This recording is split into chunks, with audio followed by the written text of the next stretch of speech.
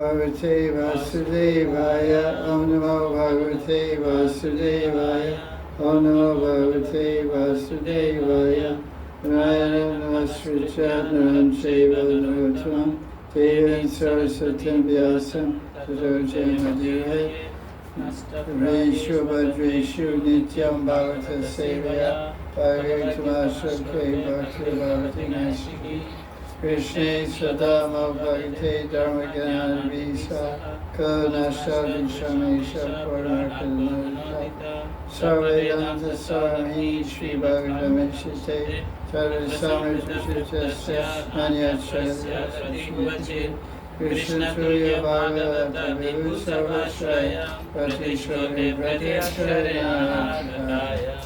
Ramaya Bhagavata Krishna Rishiyanga Tate Kayate Krishna Srimad Bhagavatam Maharaj Ki Jai. Ninth Canto Bhagavatam. We're starting chapter 1. This is different stories.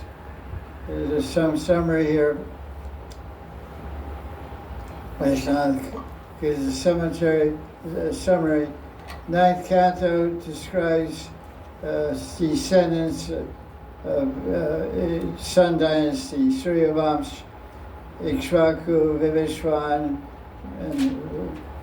and also the story of Ambarish and Ramchandra and all different kinds of personalities. And persons like Yayati, who showed detachment and attachment also.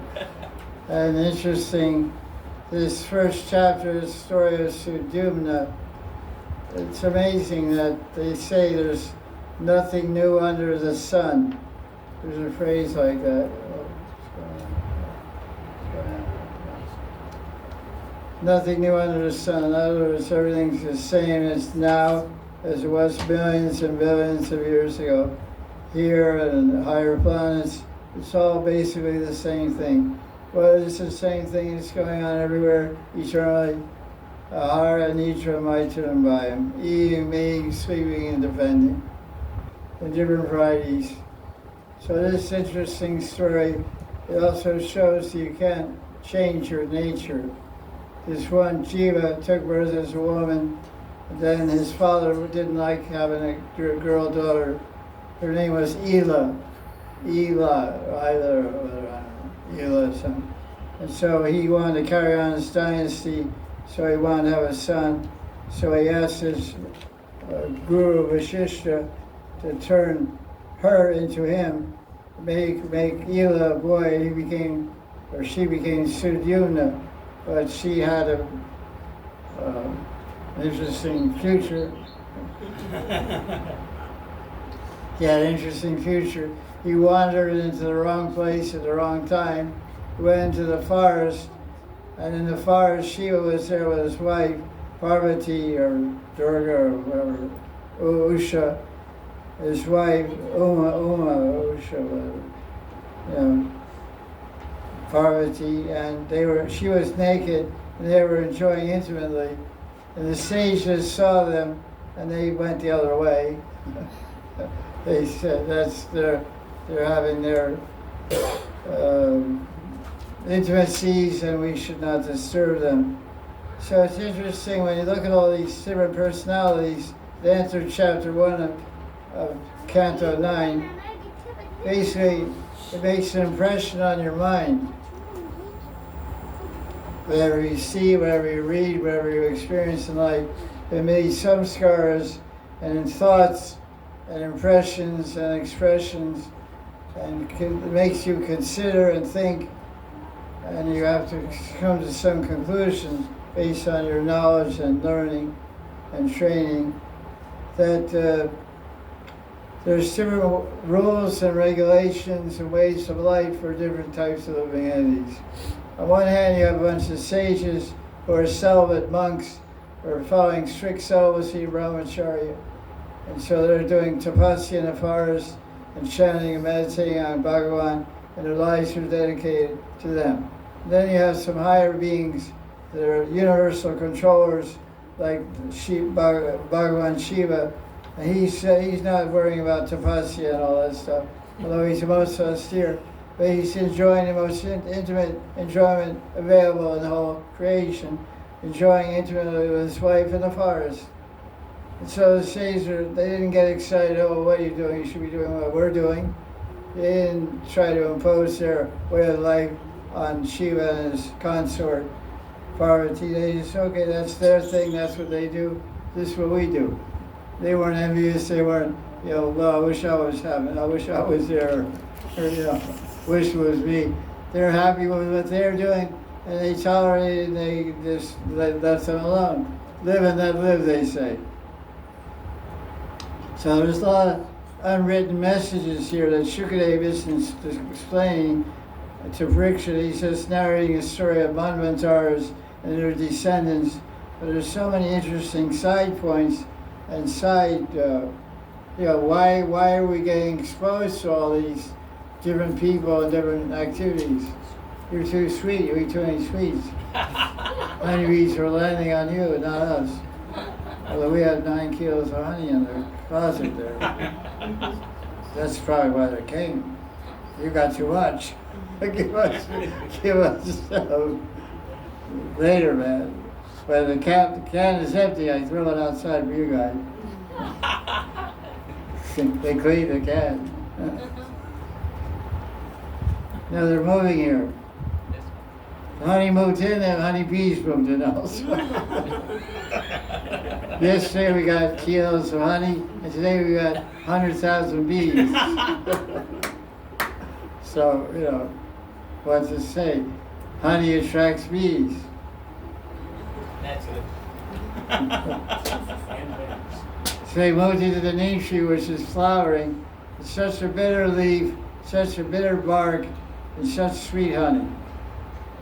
Honey for the nectar of the neem flowers is one of the sweetest honeys. It's very sweet. Very light color also, not dark. I don't know if I'm going to get any, but those guys are going to make a lot. It's okay. They're our welcome guests. We're on the welcome guests, I guess. on the tolerated guests. they're tolerating us, because they know that I like what they make, This guy's okay. He likes us. So, so that's, okay, so let's get into Suduna. So he was Satyarata, who we heard about in the 8th canto. He is, remember, Matsyavatar Satyarata and all that stuff. And he became, in the next lifetime, he became Vaivashvata Manu. He was a king, high heavenly king, and he became a Manu, was like a ruler of the whole universe. He became Vaivashvata Manu, the son of Vivishwan. So he's Suryavamsh, born in the dynasty of the son Suryadev. He's a very exalted family, and it talks about all different Marichi and all these Vivishwan, all these different guys. And then, so this guy is, who had the daughter? Who had the daughter Ela? Vaivashvata Manu had a daughter named Ela, and he asked Vashishtha to change, have a sex change, which is a new thing now, but apparently it's an old thing. That's why I said nothing new under the sun. Who was the first homosexual? Not Brahma. Shiva.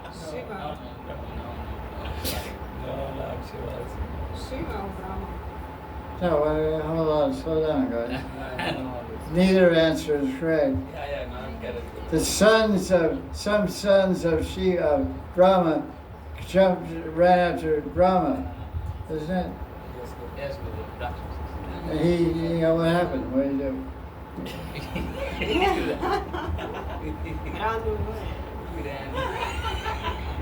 He ran away. But then he had a daughter, so one side is homosex is starting from millions of years ago. The other side is incest. Yeah, he is running after his daughter. He's running after his daughter. But he gave up that mentality. He threw away that mentality. That's what the Bhagavatam said. Because everything is in the mind. Bad actions, bad deeds, bad thoughts. Bad thoughts precede bad deeds. So he rejected that mentality. Changed his mind, you can say. So here we have, so all these things are part of human reality for eternal time. So these are natures that are there somehow, part of Krishna's plan, because he's the creator. Ham sarvasya prabhava vachasaram bhavarte itimat vapajantima buddha bhava swamvita. Krishna says in Gita, everything comes from me. When he says everything, he means everything. So Ela, the girl Ela became Sadyamya. Yummy suds.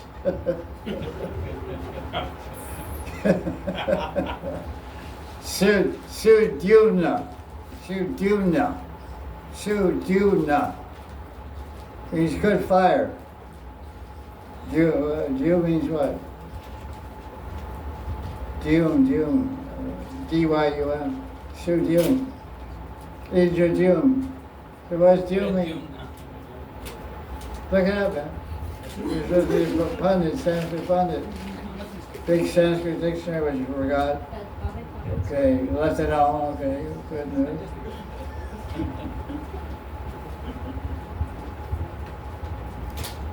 And Mount Mater, they went to the forest. She was enjoying Uma, and then they went the other way. And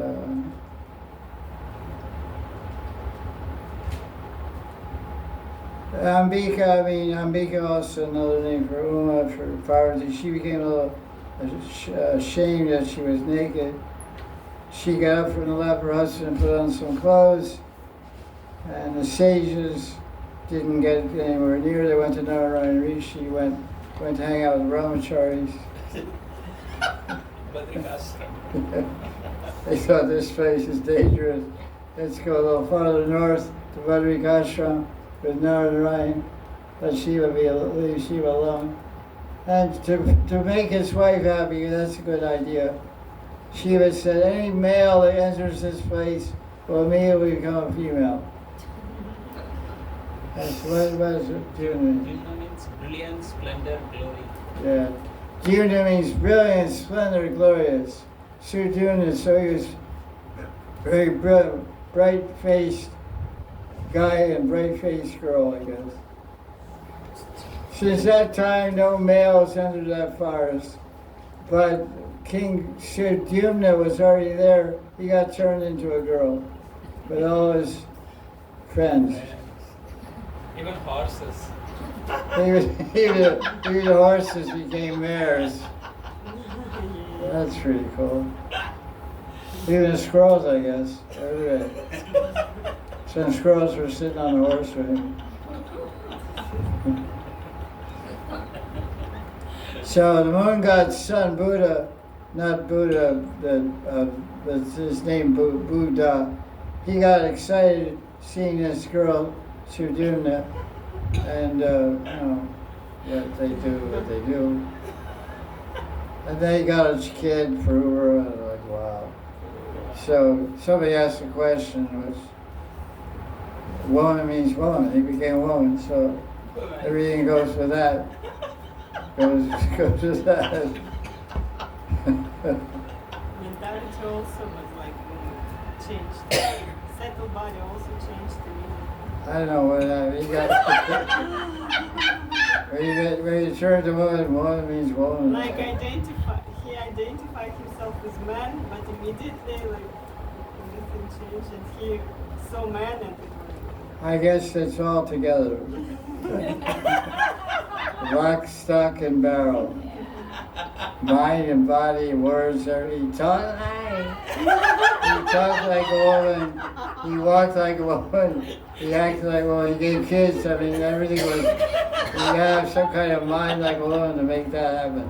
And how would have that was written that they were sad that they become a woman? They saw and they like it wasn't commentary. Didn't say anything about them being sad. No, I don't see that. I think in Prabhupada's maybe commentaries. I don't know, somewhere it was. Like they were surprised that they saw the changes. Anyway. Well, I don't know about that. Anyway, he has an interesting life, I'll tell you that.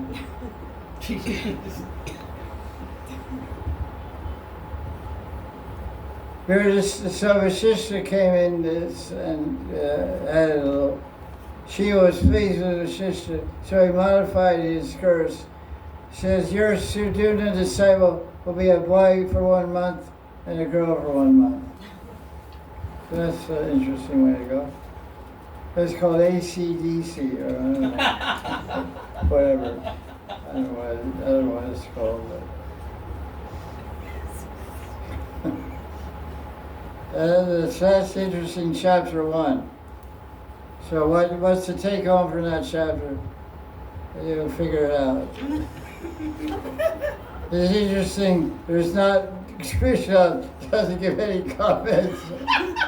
And Prabhupada doesn't give any comments either. That's a comment in itself, isn't it? Yeah, it's like, that's a nice point. That's a comment in itself. So following that line of the Acharyas, my comment, I already gave my comments. I say everything, there's nothing new under the sun, and everything has been going on. We have to tolerate others' behavior and uphold our own principles and behavior. Basically, that's the take home. Just like the sages, they saw Shiva and Parvati, naked woman, from a distance, and understood Shiva was doing intimate things with his wife. They didn't have a desire, didn't fall from their vows, didn't glue, didn't give up, run away, go to the city and get Maya. They said, okay, that's what they do. That's their adhikar, that's their way of how they're living. We have a different way of life. Let's go to the ashram of Bhagavan Narayan and Nara Rishi and Nara Narayan Rishi and do bhajan and hear Bhagavad Pad and do our sadhana bhakti. They didn't change, nothing changed for them. They said, okay, that's that. They weren't affected, they weren't disturbed. They just tolerated and left them to their business. So that's how we can learn from this chapter. Be strict in your behavior, be strict in your principles, tolerate everyone else, and whatever they do, it doesn't really affect me. I carry on my life, and I live my life my way I desire to live. But accepting there's a lot of unusual, difficult to understand realities in this world. These are we're hearing here about realities. These are real things that happen to real people. A guy became a girl, and then became a man 1 month, a girl 1 month. If you were a psychologist, you would think this is like 2026. There's all kinds of psychological terms for describe these. There's schizophrenia and all kinds of sex change and sex weird identities, thinking of having a male body but thinking of a woman. Even now they have sense when they take census. There's five genders. There's male, there's female, there's both. There's undeclared. There's like all kinds of things that are crazy. People can't identify their gender. Their psychology is one thing. Their physicality is another thing. So this means we have to expand our way of thinking and we have to become broad-minded. So the Bhagavatam, especially these kind of wild chapters, are to expand our thinking, broaden our vision, and deepen our understanding of reality. There's so much variety and so much unusual combinations in the material energy. Actually, the spiritual world looks pretty simple. when you look at spiritual relationships, although they're also highly complex in terms of depth and expressions of loving sentiments, there's so many shades and so many kinds of feelings and emotions, but it's all within the category of prema and love, not any kind of perversion or extraordinary description of makes you astonished to read. But the material world is a whole other thing. So somehow we have to understand, why is it like this? Because if everyone in the material world asks the question, usually most thinking people, most people ask they want to know who, what, when, where, but nobody ever asks why. What happened? My wife ran away. With who? Oh, this guy, but no one asked why. Why she ran away. They just said what happened, who she go with, when did it happen, when she leave. But why? The real thing is, what haunts everyone is trying to answer the why question. So why is material world so variegated? Why are all these amazing stories presented in the Bhagavatam? So this is a question to grapple with every chapter. Why is this being presented? What am I supposed to learn from this? So I shared some of my answers to the question why. So the individual readers of this chapter, or hearers of chapter 1 of Canto 9 of Bhagavatam, about Ila becomes a man, Sudumna, and Sudumna gets cursed by Shiva, be a man 1 month and a woman the next month. You'll have to try to think, why is that? Why is this happening? Why is this described? What can I learn from this? And how can this deepen my bhakti and deepen my devotional qualities? Any questions on chapter 1? Baba, Jai Krishna Baba. It's not really a question, it's an observation. Okay, I'd like to hear it. This idea of him having to go back and forth may be parallel to our struggle to identify with our Siddhadeva as a little girl very in a nice. grown man's body. Very nice. Our struggle. Yeah, very nice. I'll share that point with the audience. One advanced devotee in the audience has... I left it advanced words. Anyway, that's my viewpoint. Okay. Subjective idea. Sorry. He suggested that this chapter here, where this Ila, woman born Ila, the daughter of Vaivashvata Manu from the Sun dynasty, the father of Vaivashvata wanted a son, so the Guru turned the girl into a boy and became known as Sudumna. Like we have Indradumna, he became Sudumna. And so one devotee made a point that the dilemma, the dichotomy that Sudumna was facing, 1 month he became, or that entity became a woman, even gave birth to a child. That's full, psychologically woman, physically woman. And the next month, psychologically and physically a man. He had a lot of trouble with identity problem. So he had a struggle to find out where his identity, where to place the identity.